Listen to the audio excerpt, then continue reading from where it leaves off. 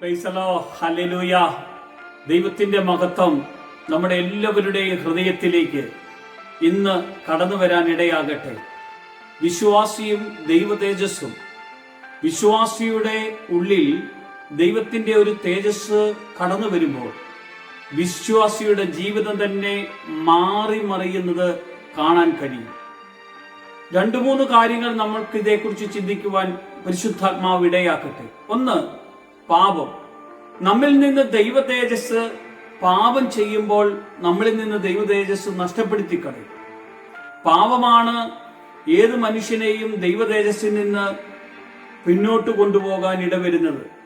കാരണം അക്ഷയനായ ദൈവത്തിന്റെ ആ മഹത്വമുള്ള ദൈവിക പ്രവൃത്തിയെ അനുഭവിക്കേണ്ടതിന് പകരം ഈ ലോകത്തിൻ്റെതായ കാഴ്ചപ്പാടിലേക്ക് മനുഷ്യൻ കടന്നു പോകുകയും ലോകത്തിൻ്റെതായ മോഹവലയത്തിലേക്ക്, പാപത്തിന്റെ ബന്ധനത്തിലേക്ക് കൊണ്ടുപോകാൻ പിശാച് ഭയങ്കരമായി മനുഷ്യന് പ്രേരണ തരുവാൻ ഇടവരും. എന്നാൽ നമ്മിൽ നിന്ന് ദൈവദേശത്ത് നഷ്ടപ്പെടുത്തി കളയരുതേ എന്നാണ് കർത്താവ് നമ്മോട് ഓർമ്മപ്പെടുത്തുന്നത്. കാരണം ഇത് നഷ്ടപ്പെടുത്തി കളയേണ്ട ഒന്നല്ല ഞാൻ നിങ്ങൾക്ക് തന്നത്. റോമാലേഖനത്തിൽ 3-ാം അധ്യായത്തിന്റെ 23-ാമത്തെ വചനഭാഗം ഇങ്ങനെ നമ്മളോട് പറയാൻ ഇടവന്നു: ഒരു വ്യത്യാസമില്ല, എല്ലാവരും പാപം ചെയ്തു ദൈവ തേജസ് ഇല്ലാത്തവരായി തീർന്നു. അവന്റെ കൃപയാൽ യേശുക്രിസ്തുവിങ്കിലെ വീണ്ടെടുപ്പ് മൂലം നമുക്ക് സൗജന്യമായി അത്രേ നമ്മളെ നീതീകരിച്ചിരിക്കുന്നത്. ഒന്ന്, നമ്മളെ വീണ്ടെടുത്തു ദൈവം. 2, നമ്മളെ രക്ഷയിലേക്ക് കൊണ്ടുപോകുകയാണ്. നമ്മെ തേജസ്സിലേക്ക് നടത്തുന്ന ദൈവം, തേജസ്സിന്റെ ദൈവമാണ് നമ്മെ തേജസ്സിലേക്ക് നടത്തുന്നത്. 3, പുനരുദ്ധാനത്തിന്റെ ദൈവം നമ്മെ തേജസ്സുള്ളവരായി ദൈവസന്നിധിയിൽ മുൻനിർത്തി എന്നാണ് വചനം നമ്മെ പഠിപ്പിക്കുന്നത്. എഫെസ്യ ലേഖനം 5-ാം അധ്യായം 26-27 വചനത്തിൽ നമ്മളോട് പറയാണ് നമ്മെ തേജസ്സുള്ളവരായി ദൈവസന്നിധിയിൽ മുൻനിർത്തിയിരിക്കുന്നു എന്ന്. വീണ്ടും നമ്മളെ അവിടുന്ന് ഓർമ്മപ്പെടുത്തുകയാണ്, ആരാധിക്കുവാൻ തേജസ്സിന്റെ ദൈവമുണ്ട് നമ്മുടെ കൂടെ. വീണ്ടും അനുഗമിക്കുവാൻ തേജസ്സിന്റെ കർത്താവുണ്ട്. 3-ാമതായി പ്രസംഗിക്കുവാൻ തേജസ്സിന്റെ സുവിശേഷമുണ്ട്. 4, ശുശ്രൂഷിക്കുവാൻ തേജസ്സിന്റെ ശുശ്രൂഷകളുണ്ട്. 5, നേടുവാൻ തേജസ്സിന്റെ ധനമുണ്ട്, പ്രാപിക്കുവാൻ തേജസ്സിന്റെ പരിജ്ഞാനമുണ്ട്. 6, പ്രശംസിക്കുവാൻ തേജസ്സിന്റെ പ്രത്യാശയുണ്ട്. 7, കാത്തിരിക്കുവാൻ തേജസ്സിന്റെ പ്രത്യാശയുണ്ട്. ധരിക്കുവാൻ തേജസ്സിന്റെ ശരീരമുണ്ട്. 8, ചൂടുവാൻ തേജസ്സിന്റെ കിരീടമുണ്ട്. നമ്മളോട് ദൈവം തേജസ്സിന്റെ ഒരു സുവിശേഷത്തിന്റെ വക്താവായി ക്രിസ്തുയേശുവിന് ഏറ്റവും മഹത്വമുള്ള ഒരു ജീവിതത്തെ ഒരുക്കി കടന്നു പോകണമെന്നാ ദൈവം ആഗ്രഹിക്കുന്നത്. ദൈവം ആദത്തെയോ ഹവ്വായെയും ഏദൻ തോട്ടത്തിലാക്കി അവർ തേജസ്സുള്ളവരായിട്ടാണ് ദൈവത്തിന്റെ കൂടെ ഉലാത്തുവാനും ദൈവത്തിന്റെ കൂടെ ജീവിക്കുവാനും ഇടവന്നത്. എന്നാൽ അവർ ചെയ്ത പാപമാണ് അവരെ തേജസ് അവരുടെ ജീവിതത്തിൽ നിന്ന് നഷ്ടപ്പെടുവാൻ ഇടവന്നത്.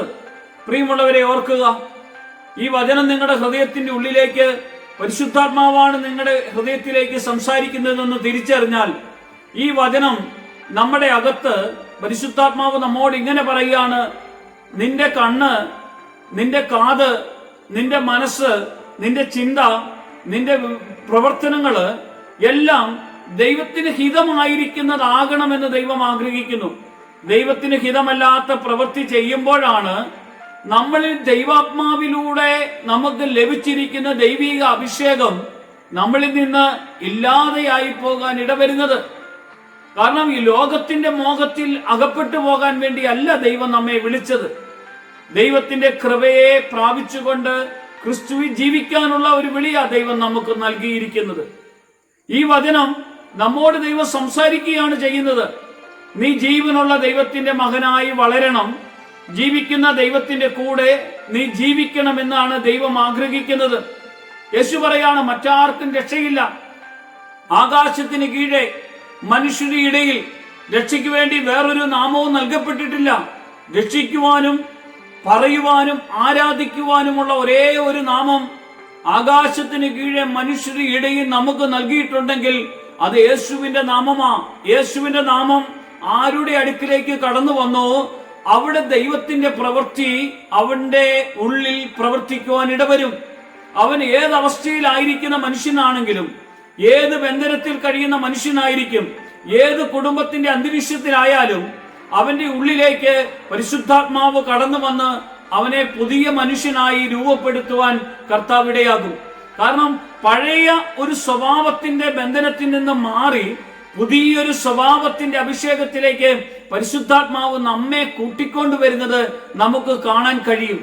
ഇന്ന് കർത്താവിനോട് കൂടെയുള്ള ജീവിതം എത്ര ആനന്ദകരമാണ്. കാരണം കർത്താവിനോട് കൂടെയാണെങ്കിൽ അത് ആനന്ദകരമാണ്, കൂടെയല്ലെങ്കിൽ വളരെ പ്രയാസകരമായ ഒരു ജീവിതമാണ് നമുക്കുണ്ടാകാൻ ഇടയാകുന്നത്. പ്രിയമുള്ളവരെ, ഒന്നോർക്കണം, യേശുവിന്റെ നാമം വിളിച്ച ഒരാൾ പോലും ലജ്ജിക്കപ്പെട്ടിട്ടില്ല. യേശുവിന്റെ നാമത്തെ ആരാധിക്കുന്ന ഒരാൾക്ക് പോലും ഒരു പരാജയം വന്നിട്ടില്ല. യേശുവിന്റെ കൂടെ ജീവിക്കുന്ന ഒരാൾ പോലും വേദനയോടെ കടന്നു പോകാൻ ഇടവന്നിട്ടില്ല. കാരണം നമുക്ക് വേണ്ടി ക്രൂശിൽ വേദനകൾ വഹിച്ചു, നമുക്ക് വേണ്ടി പാപങ്ങളെ വഹിച്ചു, നമുക്ക് വേണ്ടി ദുഃഖങ്ങളെ വഹിച്ചു, നമുക്ക് വേണ്ടി കഷ്ടങ്ങളെ വഹിച്ചു. നമ്മൾ അവന്റെ കൂടെ ജീവിക്കാനുള്ള ഒരു വിളിയാണ് ദൈവം നമുക്ക് നൽകിയിരിക്കുന്നത്. കർത്താവ് തന്ന അനുഗ്രഹങ്ങളെ ഓർത്ത് നമ്മൾ ആരെങ്കിലും നന്ദി പറയാറുണ്ടോ? കർത്താവ് തന്ന കൃപയോർത്ത് നമ്മൾ ആരെങ്കിലും മഹത്വപ്പെടുത്താറുണ്ടോ? നമ്മൾ മഹത്വപ്പെടുത്തുന്നു എങ്കിൽ നമ്മൾ അവന്റെ ആ ആത്മാവിന്റെ സാന്നിധ്യത്തെ നുകരുവാനും പ്രാപിക്കുവാനും അവനോടുകൂടെ കടന്നു പോകുവാനും കർത്താവ് ഇടയാക്കും. പ്രിയമുള്ളവരെ, ഇന്ന് കർത്താവിനോട് കൂടെ ഒന്ന് ജീവിക്കാനുള്ള ഒരു ഭാഗ്യം, ഈ ലോകത്തിൽ ഏറ്റവും വലിയ ഭാഗ്യം എന്ന് പറയുന്നത് യേശു കർത്താവിനോട് കൂടെ ജീവിക്കാനുള്ള ഭാഗ്യമാണ്. അവനെ ഒന്ന് ആരാധിച്ച് അവന്റെ നാമത്തെ ഉയർത്തിക്കൊണ്ടു പോകാനുള്ള ഒരു ഭാഗ്യം. കാരണം ദൈവ സ്വഭാവം, ദൈവത്തിന്റെ പ്രവൃത്തി, ദൈവത്തിന്റെ പ്രവർത്തനങ്ങൾ, അത് ആദിമ സഭയിൽ യേശുവിന്റെ കൂടെ നടന്ന അപ്പസ്തോലന്മാര് യേശു ചെയ്ത പ്രവൃത്തി കണ്ടും കേട്ടും അറിഞ്ഞും അനുഭവിച്ചും കൂടെ നടന്നവരായിരുന്നു.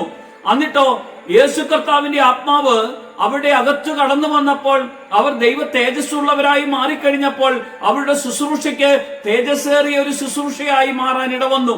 പരിശുദ്ധാത്മാവ് ഒരാളുടെ അകത്ത് വന്നാൽ അവരുടെ ശുശ്രൂഷയിൽ തേജസ്സേറിയ ദൈവപ്രവൃത്തി നടക്കാൻ ഇടവരും. മാറാത്ത മനുഷ്യന്റെ ഹൃദയത്തെ മാറ്റാൻ കഴിയും. മാറാത്ത രോഗത്തിന്റെ ബന്ധനങ്ങളെ അവന്റെ ജീവിതത്തിൽ നിന്ന് നീങ്ങിപ്പോകാൻ ഇടവരും. മാറാത്ത കുടുംബത്തിന്റെ പ്രശ്നങ്ങളെ യേശുവിന്റെ നാമത്തിൽ മാറിപ്പോകുന്നത് കാണാൻ ഇടവരും. മാറാത്ത ജീവിതത്തിന്റെ പ്രവൃത്തി മേഖലകളെ ദൈവം മാറ്റി കർത്താവിന് ഇഷ്ടമുള്ള ദൈവിക മേഖലകൾ നമുക്ക് തുറന്നു തരുന്നത് നമുക്ക് കാണാൻ കഴിയും. പ്രിയമുള്ളവരെ, ഈ ഒരു അനുഭവത്തിലേക്ക് നമ്മൾ വരണമെന്നാണ് ദൈവം ആഗ്രഹിക്കുന്നത്. ഒരു ദൈവത്തിന്റെ വചനത്തിൽ വിശ്വസിച്ച് ജീവിക്കുന്ന ഒരു മനുഷ്യനും നിരാശയോടെ കടന്നു പോകുകയല്ല, വേദനയോടെ കടന്നു പോകുകയല്ല. അവന്റെ കൂടെ യേശുവുണ്ട്. യേശു എന്റെ പക്ഷത്തെങ്കിൽ ആരാണ് എനിക്ക് എതിരെ നിൽക്കുകയെന്ന് വിശുദ്ധ പൗലോസ് റോമാലേഖനത്തിൽ ചോദിച്ചപ്പോൾ ലോകത്തിൽ ആർക്കും എതിരെ നിൽക്കാൻ കഴിയില്ല. കാരണം പൗലോസിന്റെ കൂടെ യേശു ഉണ്ടായിരുന്നു. പൗലോസ് ഈ തേജസ്സിന്റെ സുവിശേഷമാണ് പ്രാപിച്ചത്. യേശു ക്രിസ്തുവിനെയാണ് പ്രാപിച്ചത്. യേശുവിന്റെ നാമത്തെയാണ് പറഞ്ഞത്. യേശുവിന്റെ നാമത്തെ പ്രതിയാണ് അവൻ ഒത്തിരി കഷ്ടങ്ങൾ അനുഭവിച്ചു, ഒത്തിരി പീഡനങ്ങൾ അനുഭവിച്ചു, ഒത്തിരി ദുഃഖങ്ങൾ അനുഭവിച്ചു, ഒത്തിരി വേദനകൾ അനുഭവിച്ചു. അതുകൊണ്ട് പൗലോസ് ഇങ്ങനെ പറയുകയാണ്, എനിക്ക് ലഭിക്കുന്ന കഷ്ടങ്ങൾ അത് തേജസ്സേറിയതായതുകൊണ്ട്, അത് അല്പകാലത്തേക്കുള്ള കഷ്ടമായതുകൊണ്ട് അത് ഞാൻ സഹിക്കുവാൻ ഞാൻ പ്രാപ്തിയുള്ളവനാണെന്ന പൗലോസ് പറയാൻ ഇടവന്നത്. അല്പകാലത്തേക്കുള്ള കഷ്ടം, അതോ അനേകം വർഷം കർത്താവിനോടുകൂടെ ജീവിക്കാൻ തക്കവണ്ണം ദൈവം ഒരുക്കുന്ന ഒരു ജീവിതത്തിനുള്ള ഒരു കൂട്ടായ്മ അനുഭവമാണെന്ന് നമ്മൾ തിരിച്ചറിയണം. പ്രിയമുള്ളവരെ, ഈ ദൈവത്തിന്റെ മഹത്വം അനുഭവിച്ചു വേണം നമ്മൾ യേശുവിന്റെ കൂടെ ജീവിക്കുവാൻ. ഇന്നും യേശു നമ്മുടെ കൂടെയുള്ള ദൈവമാണ്. അവൻ അത്ഭുതം ചെയ്യുന്ന ദൈവമാണ്, അടയാളം ചെയ്യുന്ന ദൈവമാണ്, അവൻ വീര്യപ്രവൃത്തി ചെയ്യുന്ന ദൈവമാണ്. അവന്റെ മഹത്വമാണ് നമ്മൾ കണ്ട് അനുഭവിച്ച് അവന്റെ കൂടെ ജീവിക്കുവാൻ ഇടവരുന്നത്. ഒരിക്കലും അവന്റെ സ്നേഹത്തിൽ നിന്ന് വിട്ടുപിരിഞ്ഞു പോകാൻ ഇടവരുത്. പ്രതികൂലങ്ങൾ വരും, പ്രതിസന്ധികൾ വരും, പ്രശ്നങ്ങൾ വരും, യുദ്ധങ്ങൾ വരും, ക്ഷാമങ്ങൾ വരും, ഭൂകമ്പങ്ങൾ വരും, പകർച്ചവ്യാധികൾ വരും. യേശു പറഞ്ഞതാണ്, ഇതെല്ലാം ലോകത്തിൽ വരാനുള്ള സംഭവങ്ങളാണ്. യുദ്ധങ്ങളെ കുറിച്ച് നിങ്ങൾ കേൾക്കുമ്പോൾ നിങ്ങൾ ചഞ്ചലപ്പെടരുതെന്ന് പറയാൻ കാരണം എന്തുകൊണ്ടാണ്? യുദ്ധങ്ങൾ വരണം, ഭൂകമ്പങ്ങൾ വരും, ജാതി ജാതിയോട് എതിർക്കുമെന്നും ആ ജാതിയോട് എതിർക്കുന്നത് പോലെ തന്നെ കുടുംബത്തിൽ അപ്പനും മക്കളും തമ്മിൽ എതിർപ്പുകൾ ഉണ്ടാകും, സഭയിലുള്ളവർ തമ്മിൽ എതിർപ്പുണ്ടാകും. ഇങ്ങനെ വലിയ പ്രശ്നങ്ങൾ ഉണ്ടാകുന്ന കാലഘട്ടത്തിലും കടന്നു പോകാൻ ഇടവന്നാലും ഒരിക്കലും തളർന്നു പോകാത്ത ഒരു ജീവിതാനുഭവമാണ് യഥാർത്ഥ ദൈവമകന്റെ കൂടെ, കർത്താവിന് കൂടെ ജീവിക്കുന്നവൻ അനുഭവിക്കുന്നത്. ഹല്ലേലൂയ! ഈ ഒരു അനുഭവമാണ് നമുക്ക് വേണ്ടത്. യേശുവിന്റെ കൂടെ എത്ര സന്തോഷമാണ് ജീവിതം, യേശുവിന്റെ കൂടെ എത്ര ആനന്ദകരമാണ് ജീവിതം, യേശുവിന്റെ കൂടെ എത്ര പ്രസാദകരമായ ജീവിതമാണ്. എന്റെ യേശു എന്റെ ഉള്ളിൽ വസിക്കുന്നത്. അവൻ സർവശക്തനായ ദൈവമാണ്. നീ ഒരു രോഗിയാണെങ്കിൽ യേശുവിന്റെ നാമത്തെ ഒന്ന് വിളിക്കാമോ? നിന്റെ രോഗം നിന്നിൽ നിന്ന് വിട്ടുപോകുന്നത് കാണാൻ കഴിയും. കാരണം ഈ വചനത്തിന് ശക്തിയുണ്ട്. ക്യാൻസർ മാറ്റാൻ, ട്യൂമർ മാറ്റാൻ, ബ്ലഡ് ക്യാൻസർ മാറ്റുവാൻ, നിന്റെ ശരീരത്തിൽ ഏതുവിധ രോഗമാണെങ്കിലും ശരീരത്തിലുള്ള മുഴകളെ മാറിപ്പോകുവാൻ ഹാർട്ടിന്റെ പ്രോബ്ലം ഉണ്ടോ, ഹാർട്ടിന് ഓപ്പറേഷൻ വേണമെന്ന് പറഞ്ഞിട്ടുണ്ടോ, അത് വയറിന് ഓപ്പറേഷൻ വേണമെന്ന് പറഞ്ഞിട്ടുണ്ടോ, നിന്റെ യൂട്രസ് സംബന്ധമായ രോഗമുണ്ടോ, നിന്റെ ശാരീരികമായ സംബന്ധമായ രോഗമാണോ, നിന്റെ മുട്ടിന് വേദനയാണോ, നിന്റെ ശരീരത്തിന് പ്രശ്നമാണോ, നിന്റെ തലയ്ക്ക് രോഗമാണോ, യേശുവിന്റെ നാമം ഒന്ന് പറയാമോ?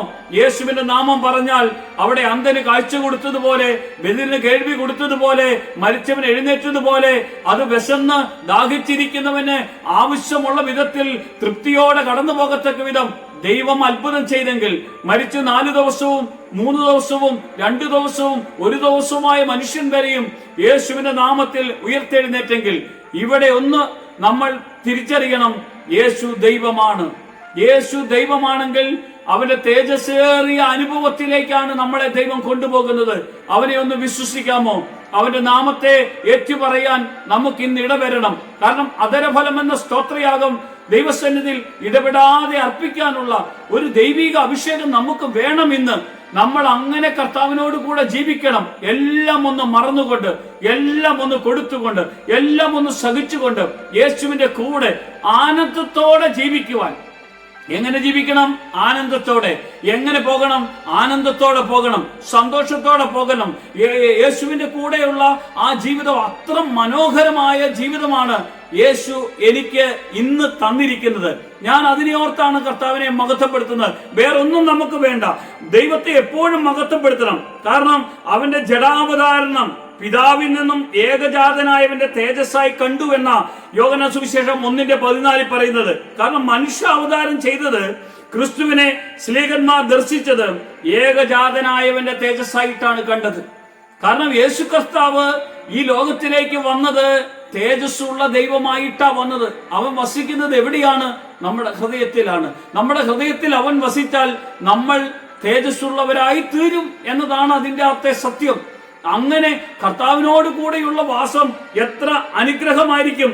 അവന്റെ സുവിശേഷം, കാരണം ദൈവപ്രതിമയായ ക്രിസ്തുവിന്റെ തേജസ്സുള്ള സുവിശേഷത്തിന്റെ പ്രകാശനം ശോഭിക്കാതിരിക്കുവാൻ ഈ ലോകത്തിന്റെ ദൈവം എന്ത് ചെയ്തു?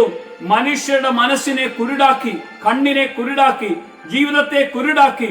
അവൻ എപ്പോഴും യേശുവിനോട് കൂടെയുള്ള ഒരു ജീവിത അനുഭവമാണ് അവന് കർത്താവ് കൊടുത്തിരിക്കുന്നതെന്ന് തിരിച്ചറിയണം. ഇങ്ങനെയുള്ള സത്യം മനസ്സിലാക്കി വേണം യേശുവിന്റെ കൂടെ പോകുവാൻ. ഇന്നും യേശു എന്റെ കൂടെയുണ്ട്. യേശുവിന്റെ മഹത്വം എന്റെ മേൽ വെളിപ്പെട്ട് വരട്ടെ. ഈ വചനം നിന്റെ ജീവിതത്തെ മാറ്റണം, നിന്റെ കുടുംബത്തെ മാറ്റണം, നിന്റെ സാഹചര്യത്തെ മാറ്റണം. നീ എപ്പോഴും യേശുവിന്റെ കൂടെ ആയിരിക്കണമെന്ന് ദൈവം ആഗ്രഹിക്കുന്നു. യേശുവിന്റെ മഹത്വം നിന്റെ മേൽ വെളിപ്പെടട്ടെ. യേശുവിന്റെ നാമത്തിൽ തന്നെ. ആമേൻ.